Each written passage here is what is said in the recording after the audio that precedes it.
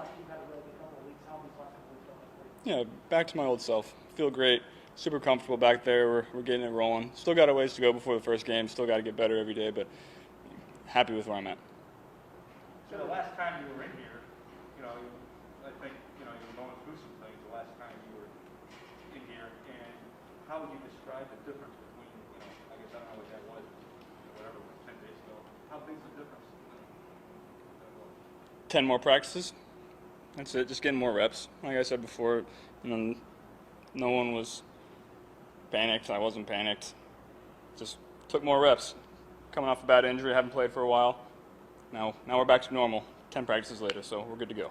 How much did putting more bodies around you help you feel more comfortable? Yeah, it was, after the one day where we started changing that and doing things differently, I felt back to normal very quickly. We went out there early one day. They started throwing bags at my legs. I'm sure everyone saw it, and it was back to normal after that. How much did you want to play on Friday? I always want to go out there and compete, but I don't get paid to make those decisions. That's ownership and Zach, and I trust those guys to make the right decisions for us and for our team, and we'll see about the next week.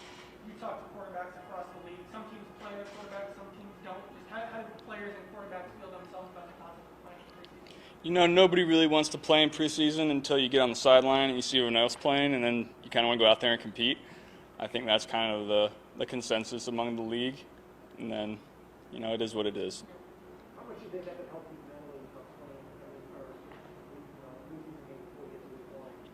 And if you can, how do you kind of adjust for that, getting what you need out of the season? I think it would help.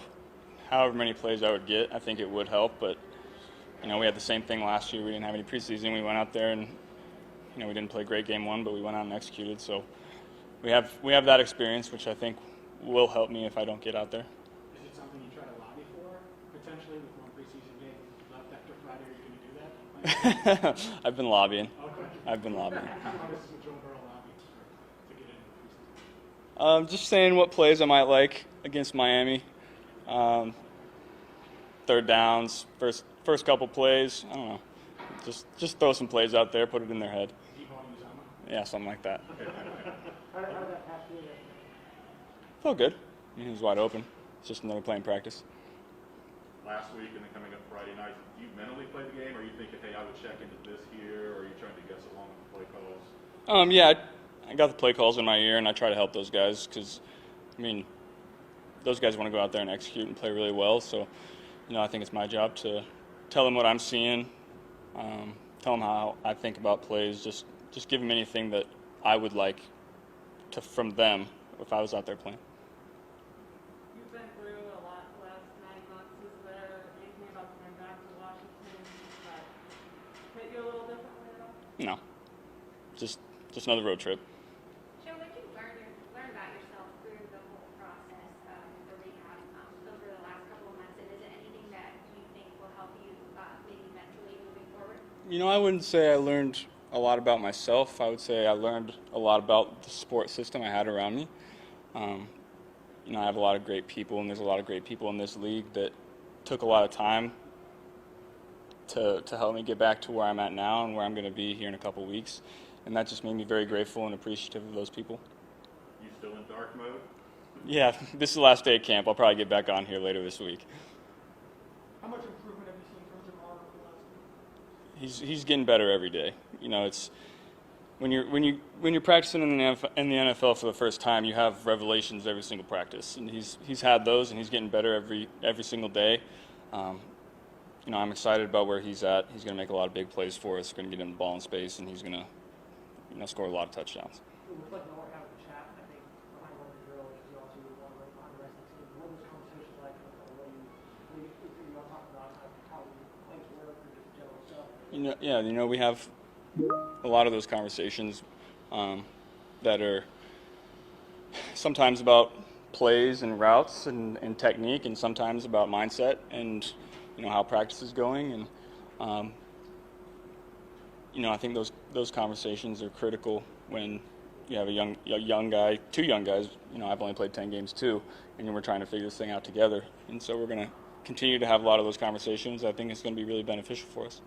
Do you find yourself kind of giving Jamar more opportunities in practice just to try to get that going with him? Because, you know, T and Tyler, you kind of got that a little bit just to kind of work on that connection during practice?